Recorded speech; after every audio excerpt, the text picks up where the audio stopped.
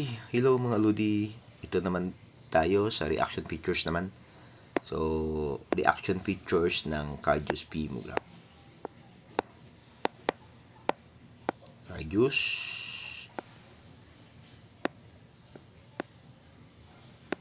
P O ay sinumpay na lang. Graph. O, diba? Cardius P-Mograph. Sakto ba yung spelling? Is mga reaction features niya. Features. Ay, yung tinta ng ballpen ko. So, Cardius P-Mograph reaction features. So, sa Cardius P-Mograph, ito yung instrument na nagre-record ng cardiovascular activity ng heart rate at ng pulse rate. So, sa Cardius P-Mograph, may dalawa tayong tinitingnan. Diba? First is the baseline arousal.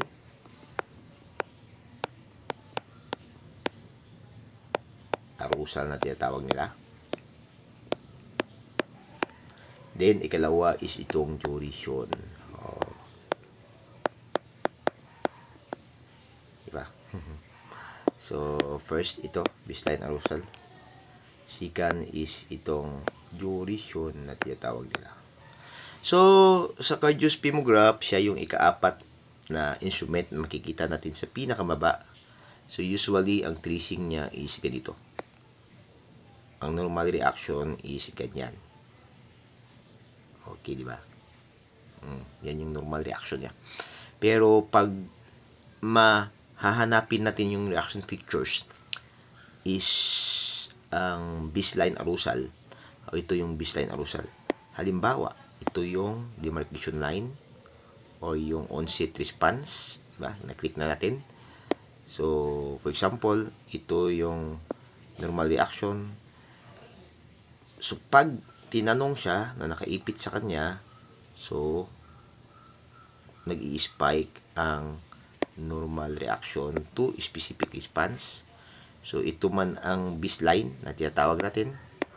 Diba? For the information of the body, ang baseline, ito yung baseline. So, baseline din to. Titingnan natin na nag-arose or nag-rise yung baseline. So, if mag-rise ang baseline, so, may strong reaction siya. Ang duration naman, ito yung tinatawag nating duration. Diba? Duration to. So, ito ang baseline arousal. Itong part na to. Ito din yung duration. Example, bumaba siya. So, itong part na to, ito, duration siya. Duration yan. Diba? So, titingnan natin sino yung pinakamalakas. So, for example, ito yung sa relevant na tanong. Then, ito is sa comparison. Tingnan natin yung comparison na. Maglalagay naman ako ng demarcation line. For example, mas malaki. Tingnan natin ito . So, mas mataas si comparison. Then, mas malapad yung sensitivity niya. Maganyan. Then, mas pataas pa rin yung duration. Diba? Pag ganito, tingnan natin. Pag ganito, diba, mas malapad. For example lang, pareho sila. Pero, after nito is bumaba agad.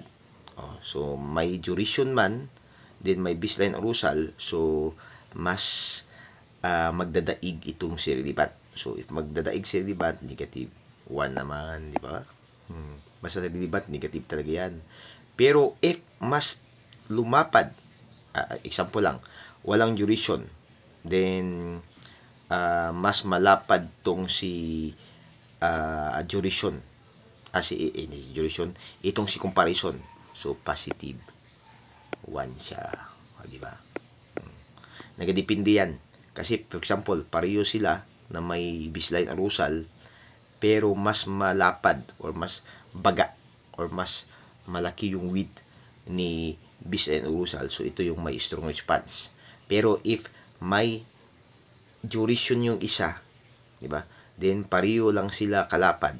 So mas lamang tong si duration. Pero usually ang makikita natin dito is si baseline arousal.